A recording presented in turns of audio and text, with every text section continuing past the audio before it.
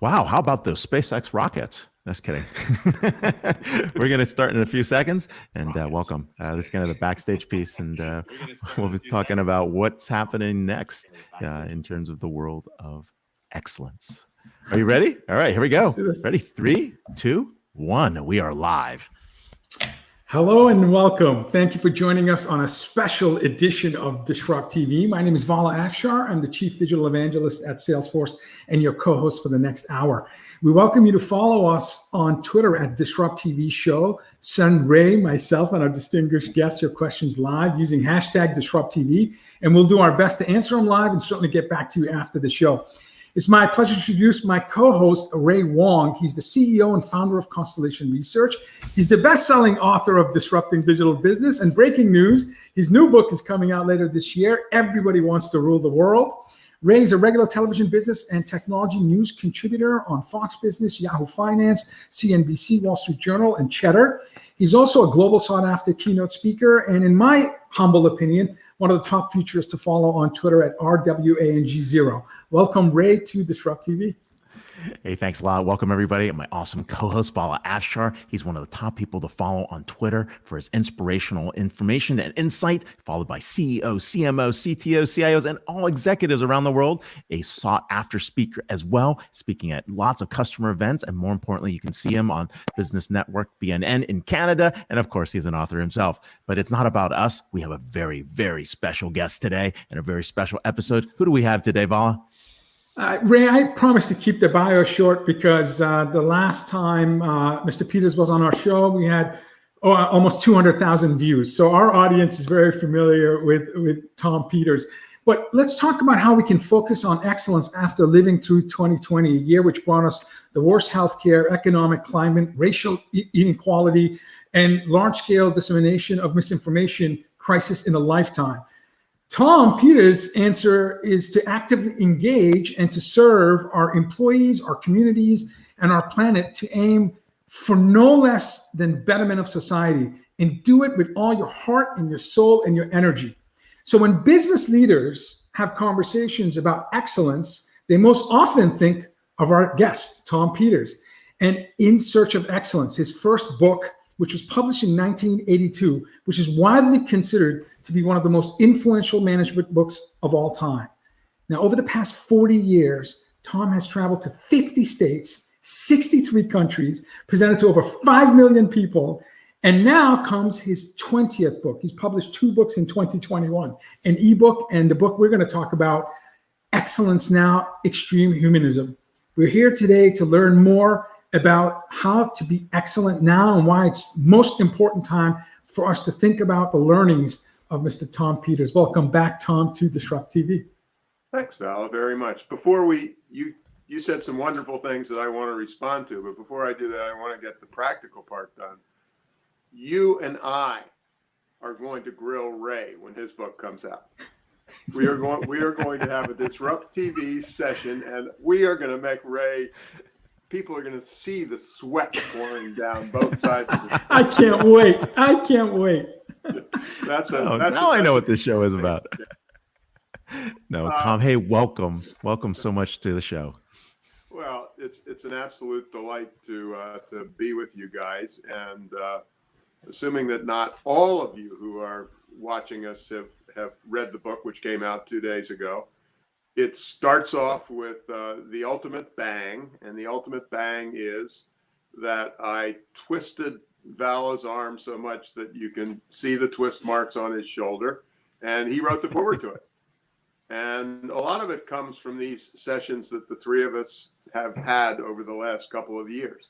The fundamental deep level of agreement is such that I wanted it launched by somebody I liked. I wanted it launched by somebody I respected, and I wanted it to be launched by someone who is unassailably in the with it crowd.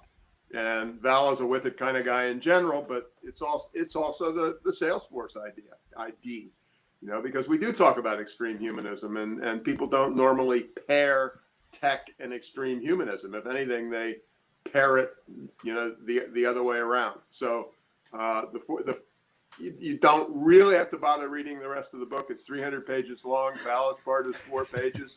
I read it. I thought, well, I'm not going to bother with the rest of this. It's a great piece of work. I am forever thankful for what you've done.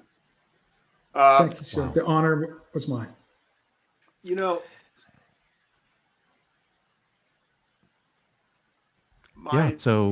well, let me just say one thing. I have to say one other thing before we get to the serious stuff. You're looking at my right hand. I visited my brother-in-law. I'm near Boston. My wife and I went over on the ferry. He's on Martha's Vineyard, and he's got both of his shots plus 2 weeks. I've got both of mine. I shook his hand. Remember, it was the first living hand-to-hand gripping that I have done in 12 months, and we were both shaking. And but it was, you know, it's a symbolically actually, you know, if there's not a light at the end of the tunnel, there's a glimmer at the end of the tunnel. And in a funny way, when that happened, I said, geez, Alec, this silly little handshake is actually, you know, a pretty big deal.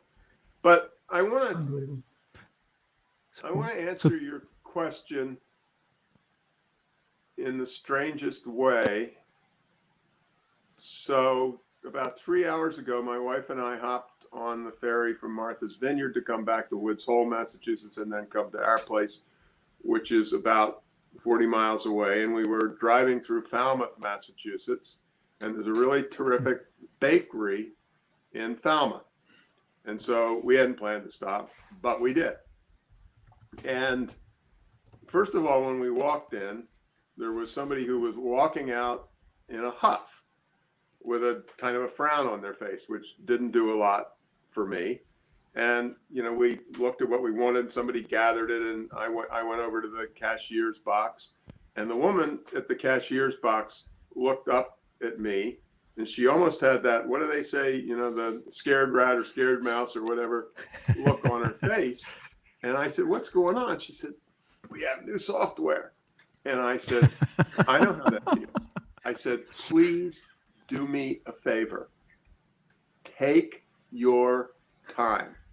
My life will not come to an end if it takes you 4 minutes to do this checkout.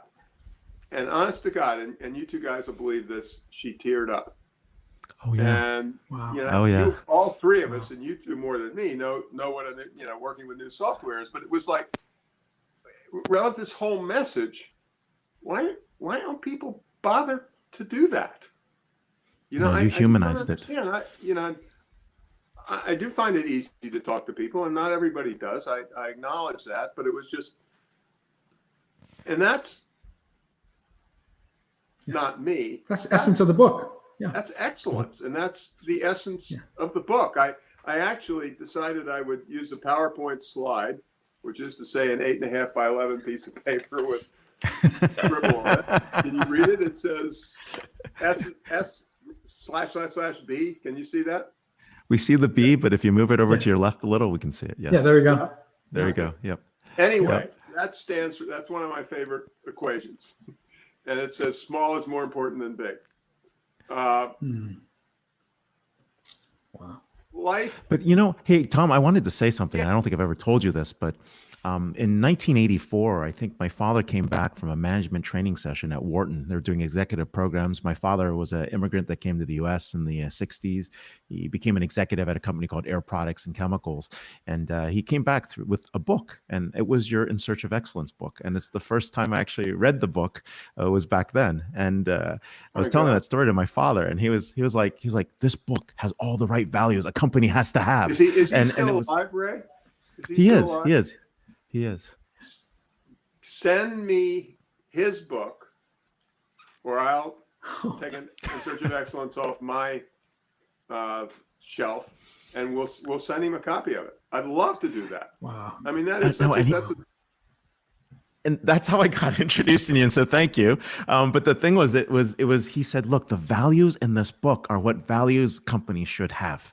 right? Yeah. And it's really about, it's something that was lost during the 70s and 80s when, when our manufacturing was in trouble, companies were in different states, management teams were at war with unions, and things were all in a mess. And Yeah. he's like, this is the values that need to be there.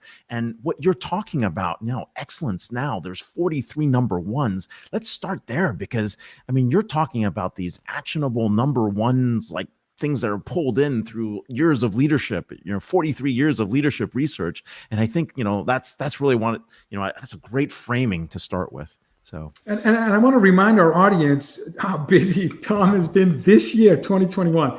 So what Ray is referencing is Excellence Now, the 43 number ones ebook that came out earlier in the year. And then 2 days ago, it was Excellence Now, Extreme Humanism, the 20th publication. So from 1982 to present day, 20 books. Less than every 2 years, Tom publishes a book. That's just mind-numbing to me.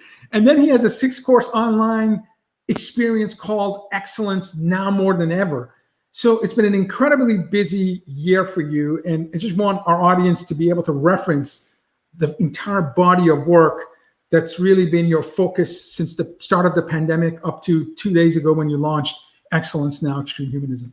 Yeah. And so why did you write Extreme Humanism? I mean, you've got all this coming up, and what's behind that? So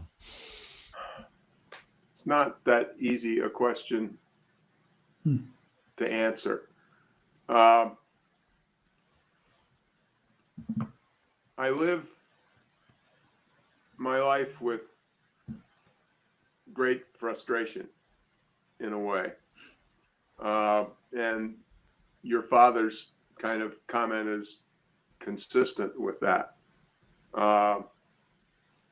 My grandfather was very mathematical, and I was very mathematical, and I didn't know what to do with my life, so I hung out in colleges and have 2 engineering degrees from Cornell and 2 business degrees from Stanford. So I'm a quant got it kind of guy with, more whatever than whatever. And I've said, my throwaway line is, if you want to be able to understand everything I have written, you have to show me a signed graduation certificate from the 4th grade. There is literally nothing that we are talking. Well, it's like this thing, and Elon Musk's a fine guy, but whatever. Somebody said on Twitter, and I use Twitter a lot, as you two guys do. And somebody said, Elon Musk is one of the 2 greatest human beings on earth. And I responded and I said, listen, I admire Elon Musk. If you don't, you're an idiot. I admire him almost as much as I admire a truly committed 3rd grade teacher who has the opportunity to dramatically change 25 lives every year and has done so for the last 25 years. And I really meant it. That was in no way, shape, or form a throwaway line. And so my point, it's just frustration. 43 years, the same message. I said, listen, I'm greedy. I'd absolutely love to have the royalties from you buying this new book. But the real reality, I've said the same damn thing in each of the 20 books. And, I'm going to hit you one more time with the same deal. And it's just, I'm not exactly a child. I'm 78 now. And I really just wanted to pull this stuff together one more time. And both the ebook and the Extreme Humanism book are shorter than my typical efforts to just say it one more time. I read this great article just a couple of days ago. Now, it came out of a book that's called Kindness in Leadership. And it's a collection of articles, okay?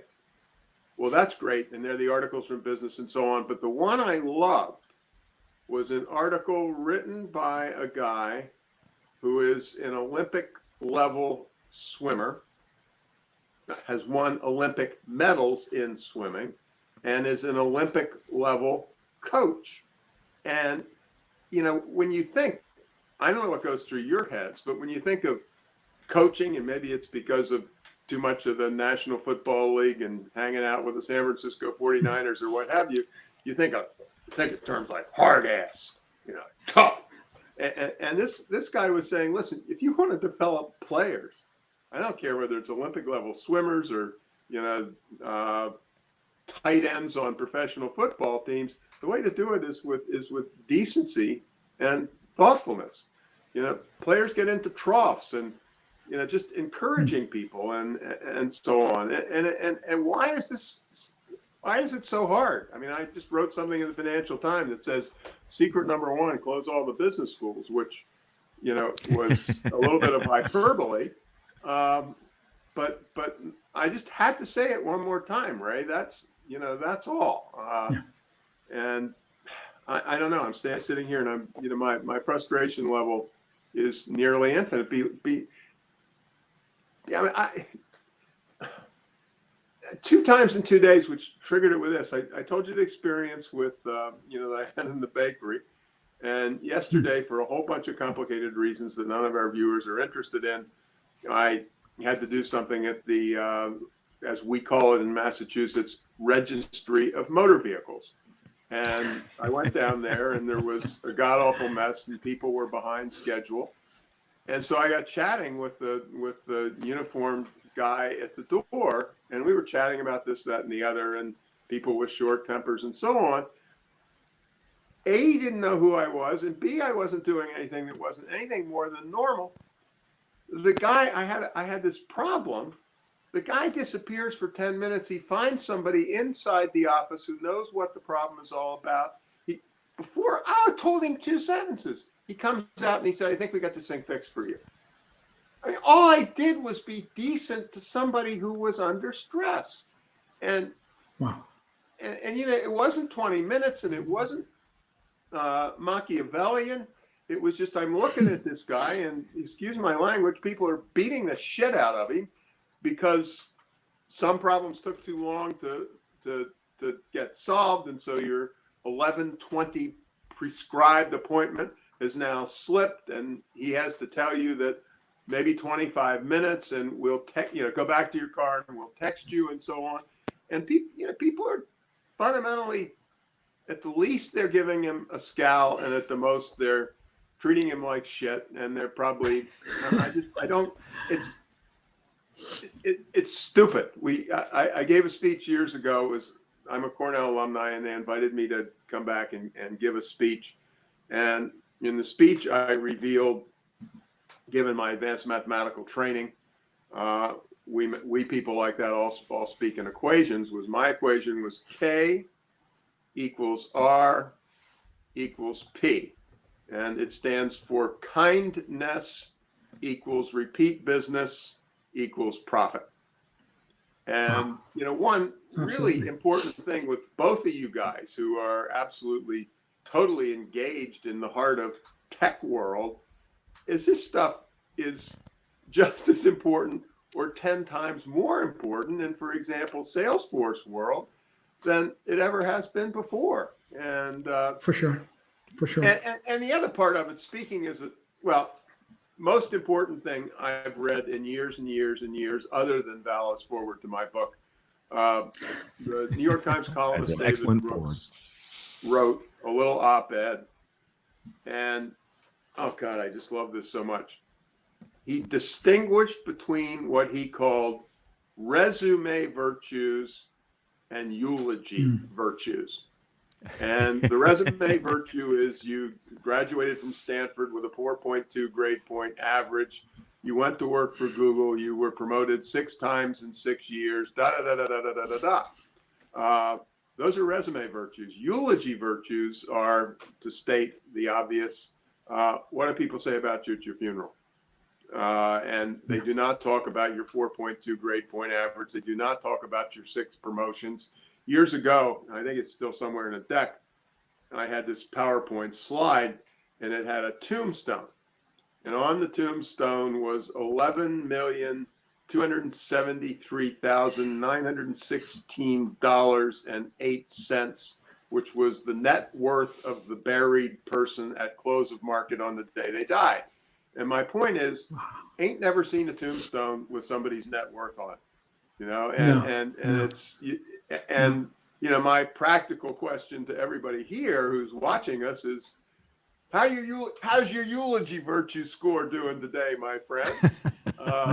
It is all little stuff. It's all the tiny marks of caring. You know, Val and I are getting, well, we aren't working in offices, but we're getting past a cold New England winter. And I said, excellence is on a cold morning, given old office days, stopping at a florist near the office, picking up a bunch of flowers and sticking them on the receptionist desk when you walked in.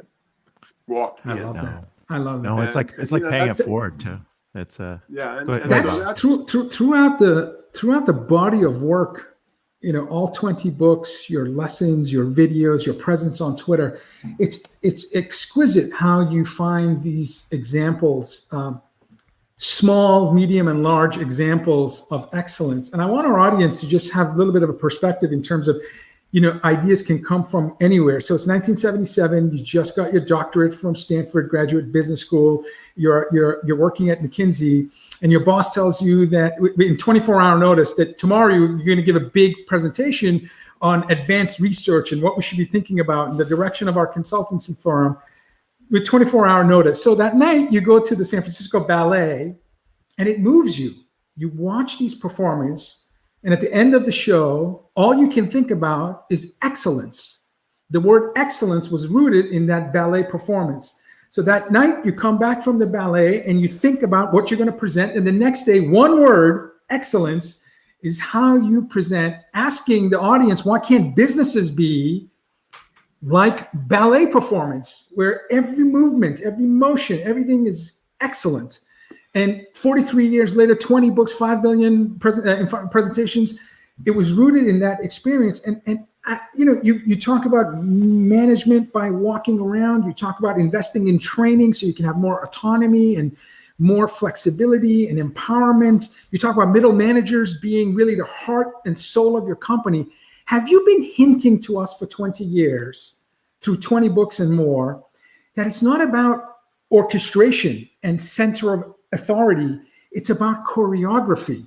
Because when you have well-trained staff, when you have autonomy, when you have a good culture, when your managers are actually coaches and on the field, not in their corner office, just delegating, you create an environment just like a beautiful ballet where things are choreographed to add value to stakeholders. Is that, I mean, that's my takeaway of your body of work. It's choreography, not orchestration. Yeah, well, no, I'm glad because when I describe your work, that's how I describe it. I say, Tom has taught me the power of choreography. Well, listen, I'm going to make a strange response partially first and then get into it. So there's an old guys walking group near where I live, and we're all great buddies. And one of the guys is a physicist, and he was involved with, for years and years, photogrammetric interpretation at the CIA with the U-2 and the SR-71 and all that sort of things. And so we got to talking about that, and I don't know where the thing twisted, but he said, and I was talking about something not unrelated to what you're saying. He said, you know who you sound like? You sound like blank. I don't remember who the guy's name was, but he was a wildly successful guy in the CIA world. And, you know, he said, blank would always insisted that every one of his project teams had at least one musician on it. And I love that. He said, you know, the musician just looks at the world in a different way than somebody who sat down and started coding at the age of 6 months. And it is, I mean, I'm a hard-nosed engineer, you know, I dream in third-order differential equations. Well, Matt, it's a perfect thing. I have a friend who used to be the head of the math department at Harvard, and he won that. There's not a Nobel in math, but there's a something else. Maybe you guys remembered a blank prize. But at any rate, you don't win a prize in mathematics You get a Fields for Medal. solving a difficult problem. You win a prize for solving it in a way that is considered beautiful. Yep. And my remark is a literal remark, not a figurative remark. There's some incredible thing or whatever, and I solve it and get the answer, and I've got 93 pages with all sorts of scrawls on it. And Ray looks at it, and he said, "Good job, nice expenditure of 2 years, but just not beautiful." And no, it's like a Fields Medal. You get every 4 years. It's beautiful. Field. That's exactly what I was going to speak about. Yeah. Absolutely, it's like a field medal, and that experience with the SF Ballet was really transformative. I'm not musical. I am really an engineer, but I was just moved by it, and thinking of where Ray is. And I think this is related. I lived a few blocks away in the olden days, Ray, from Bill Walsh, who was the coach of the San Francisco 49ers, Hall of Fame, da-da-da-da-da. Sure. And it was so fascinating. I was at a nonprofit thing, and I was sitting next to Bill. And my memory of sports statistics is not what it used to be, but there was a NFL draft, and Peyton Manning had gone, I think, really high, but Ryan Leaf had gone even higher. And then he flunked out after about a year. I don't remember the drug problems or whatever it was or what have you. And of course, then Peyton Manning went on to the heavens. And I said to Bill, I said, Jesus, you guys are supposed to be the smartest human beings on earth at picking people. How the hell come did people get so excited about Ryan Leaf? And Bill looked at me and he said they focused too much on arm strength and not enough on character. And it was like kaboom. The biggest flash of lightning in the world went off. And in those days, Joe Montana, who walks on water as far as I'm concerned, still does, bad neck after having been hit a lot of times, but Joe Montana, I think, had a not totally perfect record at Notre Dame, but there was some point when Notre Dame was down 29-3 and he beat SMU in the last couple of minutes, and it was all character. And Jerry Rice, who's of course also Hall of Fame, Jerry Rice went to a school in Mississippi with about 6 people that's not on anybody's radar, but Jerry was an artist, and it is that. And I'm not a very religious person, and I was surprised when I wrote this in the current book, Vala, because I don't use words like that. I said excellence is actually spiritual, and it's lowercase s. It has nothing to do with whether you went to church or didn't. As I've always said, this stuff absolutely applies as much to atheists as it does to people who go to mass 7 days a week at 7 a.m. But leadership is about caring. Leadership is about people. Leadership is about art. Leadership is about it's magic, but not unattainable. No, you do a great job talking about digital artisans, right? Really the need for left brain, right brain thinking. You're bringing that piece. You're humanizing digital in the conversation, humanizing technology, one of the things that we've been missing as well. And one of the things that I've always admired in the books, and you do repeat this all the time, but I think people keep forgetting about it, given our short-term culture, is whether excellent is a long-term plan, right? And we should talk a little bit about that, because that long-term thinking that is just missing. We're missing long-term thinking. We're missing systems thinking. And, let's talk about, what that means as part of the book. Well, my excellence thing, and I really think the humanism dimension is all important. And I think we ended up, which actually my designer did, with a terrific title with this extreme humanism. But the title that my not so compelling title was going to be Excellence is the Next 5 Minutes. And yes. Excellence is the next touch and the next little act. And I don't know whether we're in total agreement on this or not, Ray. I think strategy and vision and purpose is something you discover, not something that you write down somewhere after having had a long intellectual thought about the marketplace. You know, my chapter on innovation, or one of the items on innovation, is what I call WTTMSW, which stands for whoever tries the most stuff wins. And it's, yeah, you keep doing stuff and it's like, oh my God, look, that worked. Oh my God, that was the stupidest damn thing, you know, in the world. But I also love it, and this is really important language, and it's important in tech, and it's important everywhere. My pal Michael Schrag, who teaches at MIT, who's an innovation guru, wrote an entire book, and it's one of my favorite book titles that exists.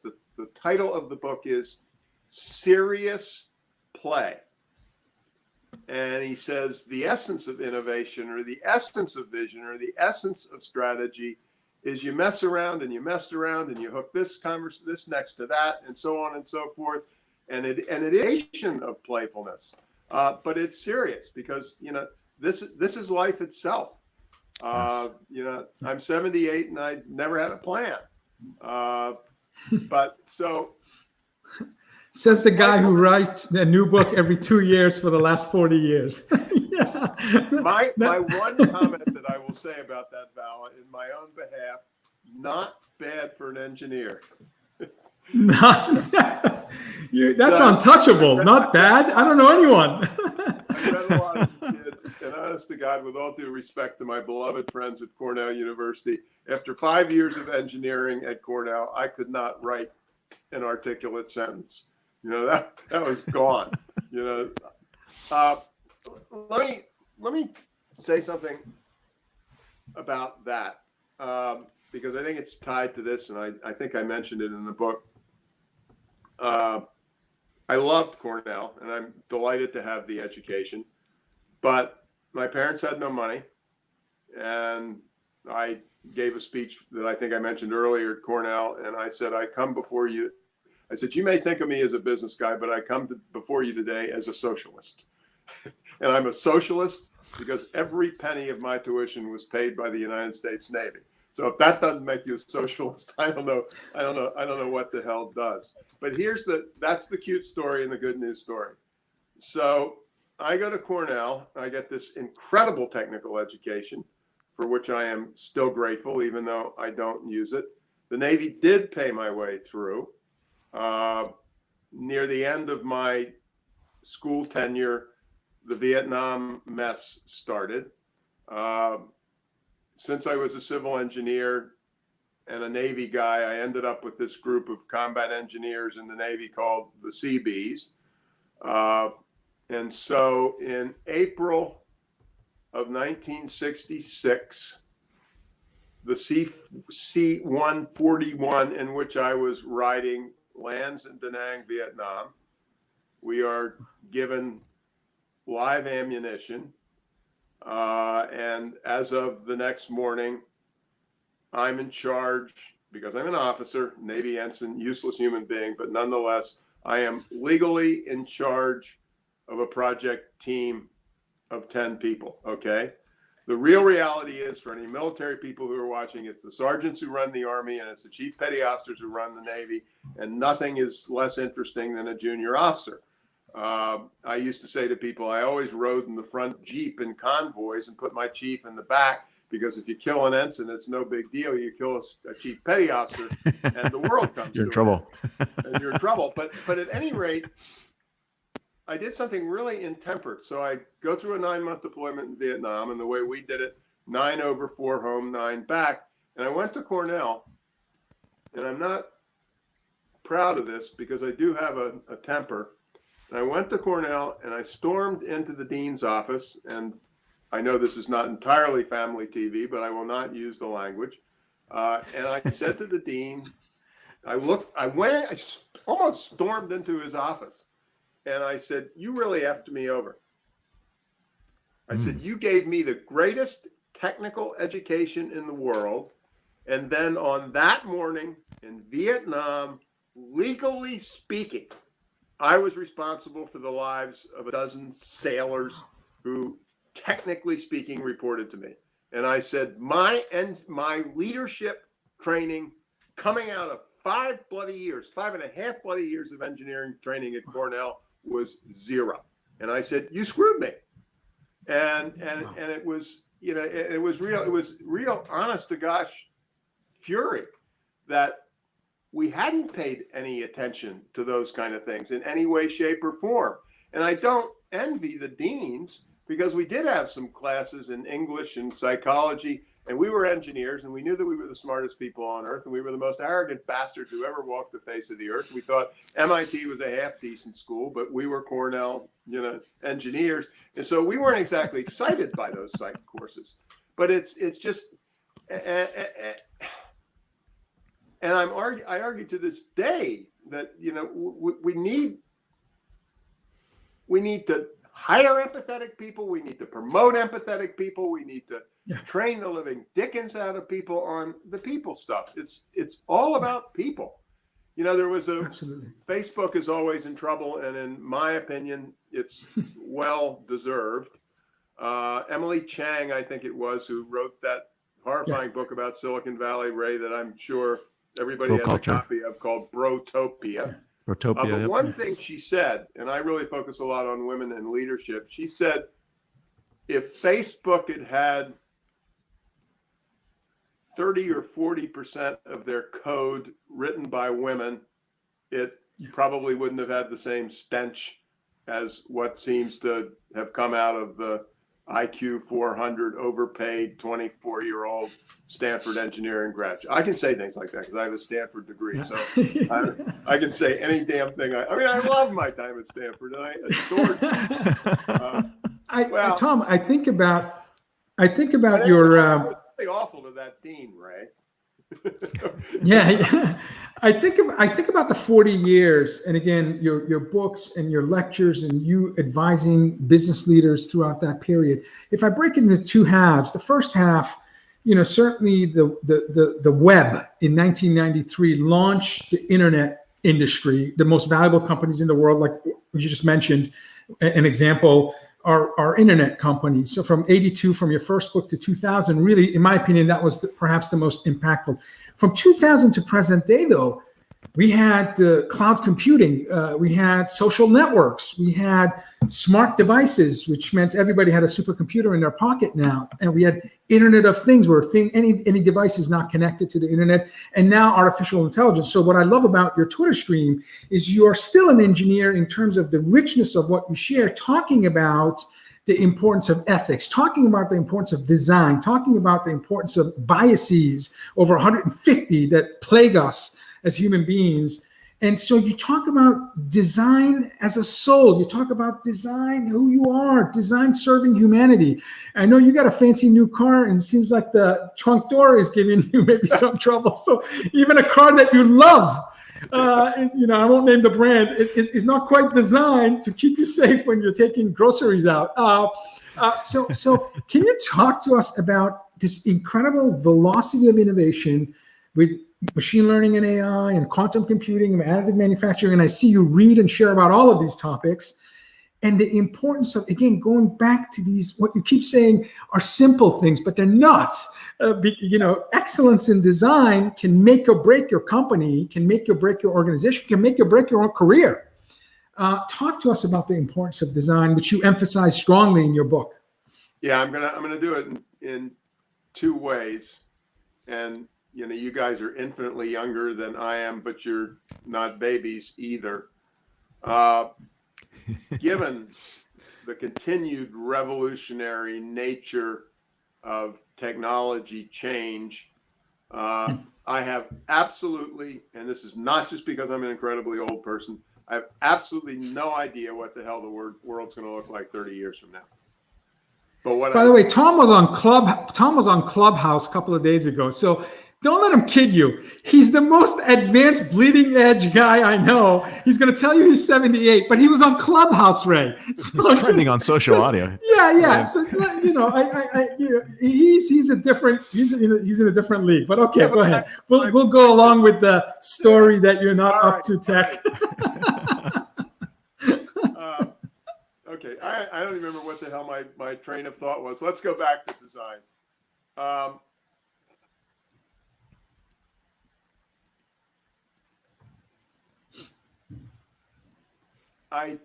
You did a quote that I think was from me, and it's one that I stole from the former Apple design chief, Johnny Ive.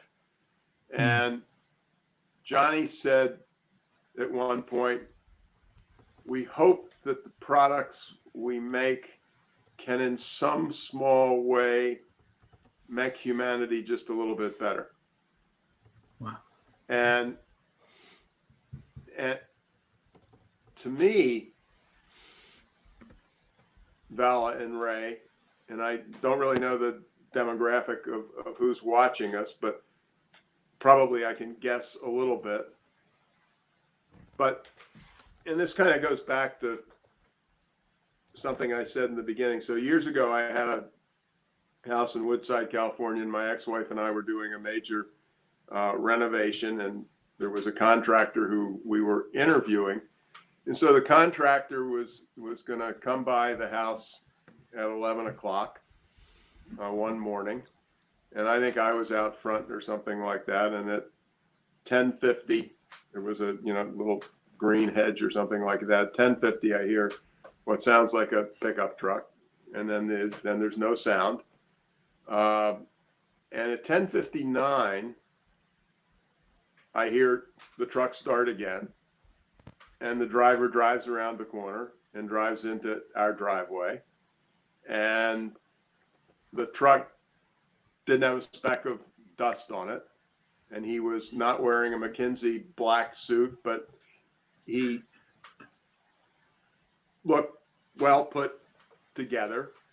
And he made 98% of his sale by showing up at 10:59 in a truck that was clean. And that to me is design as much as the stuff that Johnny Ive and Mr. Jobs were doing at Apple. And there's another key word, incidentally, that's tied into that. And I'd love you guys to comment on it because you're closer to this than I am. When Steve Jobs died, and I saw this over and over again, and I think some people use the direct language. They said Steve Jobs was, our colleagues who are watching us need to listen to my language carefully here. Steve Jobs was not an inventor. He was a tinkerer. We had BlackBerry long before we had the iPhone, or before the Apple II, we had some of the whatever. And he just did it and did it and did it and had this. And the other part of it, which I really love about Steve, and I'm not sure, I don't like Steve as a human being. Anybody who does is crazy, but that's a different story for a different conversation. I watched him misbehave toward his fellow human beings upon occasion, and now I've forgotten what the first part of my comment was going to be. It was really profound, but it got lost in the shuffle when I went off on Steve's other thing. But you're talking about the fact that design, right? We suddenly cared about design, and design suddenly was all about tech. But you're right, design is by design. It's not just about tech; it's how we interact with each other, right? And I think maybe we're heading in that direction. It's the essence of it, and that was Steve's thing. Damn it! Despite my criticism, it was intuitive design, which is a term I hate, by the way. But the notion of it, mainly because it's been cheapened because everybody uses it, people who can't even spell the word intuitive, but it was. We weren't supposed to have to work. It was supposed to the design was supposed to introduce itself to us. It was natural. It was ambient. It showed up. Design is on my top 5 list. Kindness equals repeat business, equals profit, and so on. Design. But the important point is, damn it, if we're talking about a sizable corporation, it is exactly as important to the HR person who is designing a training course for middle managers as it is to bloody Johnny Ives or whoever his successor is, for Tim Cook at Apple. Same. No difference whatsoever. And your good design also lends itself to good design is also inclusive, right? That's one of your big points as well. So yeah, no, absolutely. Because I think when we think of good design, we think of things that are incredibly expensive and things that are incredibly precious, and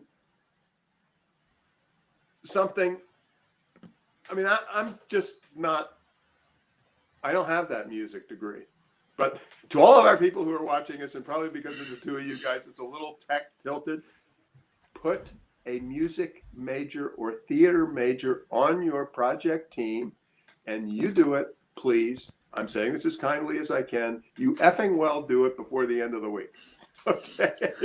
But I love that. I love that. It's just people with It makes sense. incredibly different perspectives. I'm not musical at all, but I know what I'm missing, and it really is true that the musician looks at the world very differently than Tom Peters, grandson of a civil engineer who became a civil engineer and built bridges for the first couple of years of his life. And diversity is beauty in every single sense of the word. You know, and maybe this hits home a little more closely for you, Ray, than either Vala or I. I'm almost tearing up. I've had a really hard time.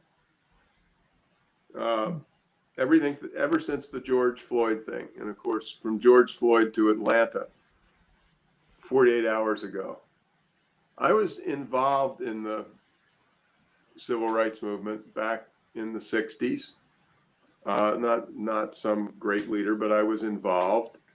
And I actually, when I went to Stanford, even though I was taking a very challenging business school course, I actually designed and taught the first course on what was called then affirmative action at Stanford. So I've been part of the act. And I'm a white guy, in case you haven't figured it out. And I thought that when we did the Civil Rights Act in the 60s, and I grew up in Annapolis, Maryland, and Annapolis, Maryland in the 50s kept dead flat even with Alabama and Mississippi in terms of our segregationist policies and language, I might add. But I thought we kind of nailed it in the 60s, where we made a giant step forward. And relative to our Asian brothers and sisters, our Hispanic brothers and sisters, our African American brothers and sisters, our Muslim brothers and sisters, I've just had a hard time in the last few months in realizing how far we still have to go and how bad we are. And I want to wake up some damn morning without hearing about another Atlanta story. And what I'm asking everybody who is watching us is, on the issue of equality, put it on your agenda every day for the rest of your life. And if there is a 23-year-old graduate of Georgia Tech watching us, I'm talking to that graduate as much as I am to the person who founded a business 2 years ago, or somebody who is watching us who's an executive vice president of a giant company. This is not nice to do. It's obviously all part of the humanism message, but I mean, I am so distressed at how little I knew. I really am. I'm appalled. I'm sick. I'm nauseated. I'm pissed off at myself. I could stand here and beat myself in the head for the rest of this conversation or the day. And I had a conversation with somebody who should remain nameless, actually, at dinner last night, and who had a big career at a big company, and we were talking about women in senior leadership positions. And he's really smart, and I really like him, but he was saying how many more women there are now in middle management jobs, but how difficult it is to fill the top slots. And I'm afraid, because it was a social setting, that I kind of lost it. And I said, listen, I ain't interested in your story. There are incredible numbers of senior, talented women doing everything, everywhere. I said, you effing find them. I said, Yeah. that's your job. Find them. Years and years ago, I did a little bit of work with Deloitte and Touche, and Deloitte was upset that there didn't have enough women in partner positions or senior partner positions. And they did this wonderful thing. They started an advisory board, which usually might mean crap, but their advisory board was chaired by a woman by the name of Lynn Martin, who had been the labor secretary for either GHW or W. Bush. And it was a no screw around deal. I mean, she took them to task. They started this thing called the Women's Initiative Annual Report, which Deloitte made public so all of us could see how we're doing. And I have zero tolerance for somebody who says, we just can't find people to fill the slots. Well, look until you do. Among other things, we have 11 or 12 million women-owned businesses, and 20% of them have got over 150 employees. So we've got several million women entrepreneurs with sizable businesses to deal with. Find them, damn it. Just find them. That's the essence. That's the essence of searching for excellence. You have to have grit. You have to have persistence. You have to have optimism. You have to have a big. It is a difficult pursuit, but perhaps the most rewarding pursuit you can have. And I'm telling you, I agree with you in terms of I'm an immigrant refugee myself, so I have the same emotion and the same feelings as you described. And that's why your book right now matters so much, because when I feel down, when I feel less optimistic as I need to be, I flip to your book and I look at the 7 commandments of leadership, and it reminds me, be kind, be caring, be patient, be forgiving, be present, be positive, and walk in other person's shoe. And that simple 7-point reminder puts me in the right place. So I just want to let you know that as much as you don't think you know, because you're guiding millions of people, including myself, to find a better place when I get distracted or I drift away from my core values and guiding principles. And that's why the book today, now more than ever, matters so much. Sorry, evergreen. Ray, that wasn't a question. Oh, no, that was just comments. It's evergreen. And Tom, I would like to say there's actually more hope than you realize. My kids don't see race. A lot of people in their generation don't see race. I think they think the adults are making a much bigger deal than they are, and they don't see the race, and they see that. And I look back to, when I applied to medical school in high school in the 80s, it was 70% male, 30% female. Today it's 60% female, 40% male. It does take time, but people are doing it, and people have actually made those strides. Yeah, so. I don't have the experience that you and Vala do with the kids, but that's what I've heard, that really there is a difference, and maybe a significant difference, and maybe one does have hope in that direction. We will hope and we will pray that that's the case. So Tom, you wrote in the book, this is a summa. It's your last hurrah. So, and Las Vegas odds are against that, by the way. I'm against. I don't know. I don't want to bet there. I just checked with my bookie earlier this morning, and he said no. There's no chance this is his last book. But okay, well. But it gives us a chance to talk about your training, your focus on training, the hundreds of videos you've created. Can you? Sorry, Ray, to hijack your question, but if this is indeed your last book, which again, Las Vegas odds are pointing to different direction. What are you focusing on the next 10, 20 years? I know there's so much energy is going into your training, which is, I think, wonderful. Well, there are 2 or 3 different things that come out of that. Number one is a practical answer to a question that was implied. I call in the book, it's one of those number ones that Ray or you were pointing to. I call training the number one capital investment that a company can make. And I deeply, deeply, deeply believe that. I believe that the chief training officer should be up there on executive row in the sizable company. And when people say, training is a nice to do, or we believe in training, my comment is always, if you don't believe training is a great strategic necessity, I'll send you some phone numbers. One of them is the 4-star admiral who runs the Navy. One is the 4-star general who runs the Army or the United States Marine Corps. One of them is the operator of a nuclear power plant somewhere in the United States or France or wherever it might be. Another one is a police chief. Another one is a fire chief. Another one is a theater director. Don't give me that training is a nicety. In all of the things that are most important in our lives, training. I do want to see, I want the CTO, with all due respect to both of you guys and your technology background, I want the CTO to be the chief training officer. Chief technology officer, lowercase t. I love that. Capital T, chief training officer. And sometimes the chief translation officer. And the other part of it, damn it, is if spending money on research and development to find the miracle drug, and God bless the pharmaceutical companies for having done so, if that's a capital expense, then training Vala and Ray and Tom age 28 or new managers age 31, that is a capital expense, damn it. And and I'm just sort of viciously determined on that dimension. What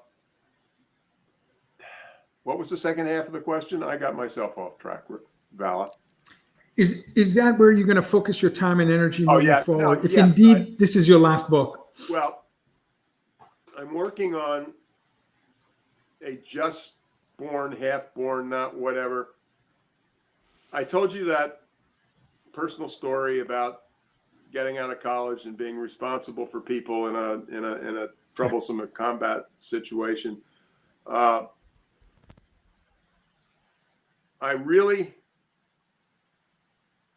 want to focus on redesigning, maybe too big a word, redesigning, reforming, reorienting professional education. And there's a big three. And the big three are business education, engineering education, and medicine. Those three. You have been so kind in your forward, Vala, and in both of your guys' remarks about my book. I am now going to tell everybody the book they should really buy.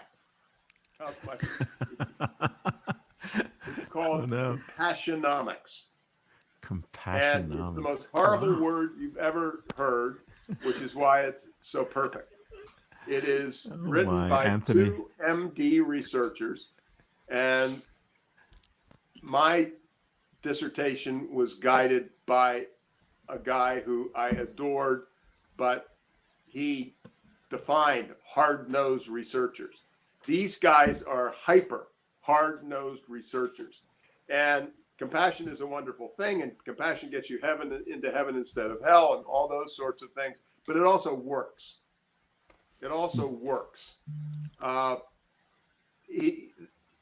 Everything in this book is unchallengeable in terms of the quality of the research that's done, and I can't give you the whole build-up because it takes about a half a chapter, but 37 seconds changes the world.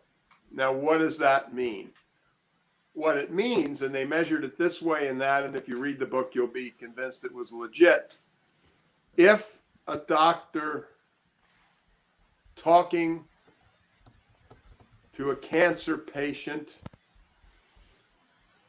has 37, they initially started off with 40, got it down to 37, I'm where I am now, staring at Vala, 37 seconds of direct eye contact reduces hospitalization by 25%, reduces adverse side effects by 20%, and just numbers that are not believable, but they are believable.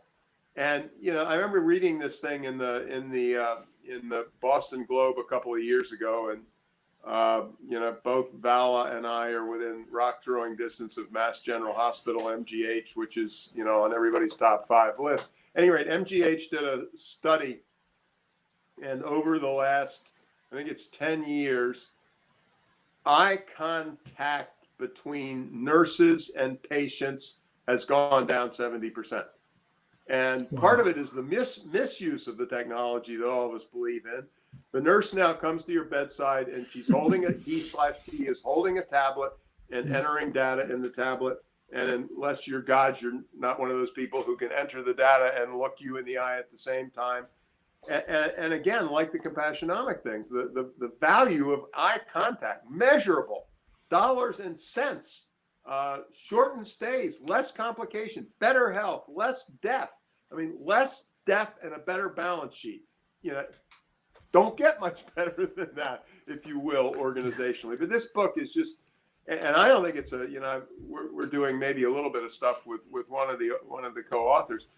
It has everything to do with healthcare and nothing to do with healthcare. It applies to every business of 1 or a jillion employees, every private sector, public sector organization. And as I said, I love the awful term compassionomics, because if you use a term like that, then the MBAs who are running the hospitals can't dodge that bullet. You know, we wrote it in your language to read it. But it's a great. I have 2 comments, and these will be my final comments. $25, buy their book, not mine. We'll add them to your book. My last 2 comments. First, thank you for looking the business world in the eye for 43 years and reminding us we can always do better. And I will continue to work on my eulogy virtues, but it may be one resume virtue that will be mentioned at my funeral, and it'll be, that's the guy who wrote Tom's book. So I greatly, it was an honor, privilege, and a gift of a lifetime that you gave me, where I could add a bit of my thoughts to what is your masterpiece. So thank you so much, sir. I'll never forget it. Well, you are far, far, far too kind. You'll never forget it. And now my time span shorter than yours. I won't never forget. No, I really do. I really do, you know, appreciate it. And, you know, our conversations began, and then we had an in-person conversation in Boston and so on. And I wanted the book to be introduced by someone who believes this stuff with the same intensity that I do. And both of us probably have that third grade H9 graduation certificate somewhere, and that's all we needed. But my appreciation is equally deep, and I also, practically speaking, like the fact that it comes from someone who is associated. Forget the fact that Salesforce is a good company, but with a very high technology company, which says, hey, this stuff is as relevant in the age of Salesforce, Google, as basically it ever was before. Maybe more. I mean, my point, and I think it's, you know, for sure, you guys do some pretty. My good company stuff. lives by your commandments, for sure. Yeah. For sure. Yeah. Absolutely. Ray, and sorry. Ray's a pretty good guy too. I am speechless. I have nothing to say. We're here with Tom Peters, chief provocateur of Tom Peters Company and author of Excellence Now, Extreme Humanism. Check out the workshops. Check out the book. It's fresh off the press. And you can follow on Twitter at Tom_Peters. Thank you so much for launching your book here. Thank you, sir. We have so much more to discuss, and we'll have you back very soon, or as soon as you want to come back. So thank you so much, sir. Thank you. No, thank you guys. I mean, there literally, no baloney, there are no 2 people who I would rather have had this conversation about the launch of the book with than you 2 guys. We've had some good fun, and, you know, maybe a little teeny bit at the margin, we've followed Johnny Ives and made the world just a teeny weeny bit better. It has. Excellent. It has. Well, hey, thank you, sir. Please catch us for our regularly scheduled Friday, 11 a.m. Pacific DisrupTV broadcast. You'll definitely see us there, and we'll see you there. Thanks, everybody, and have a wonderful week. Bye, everyone.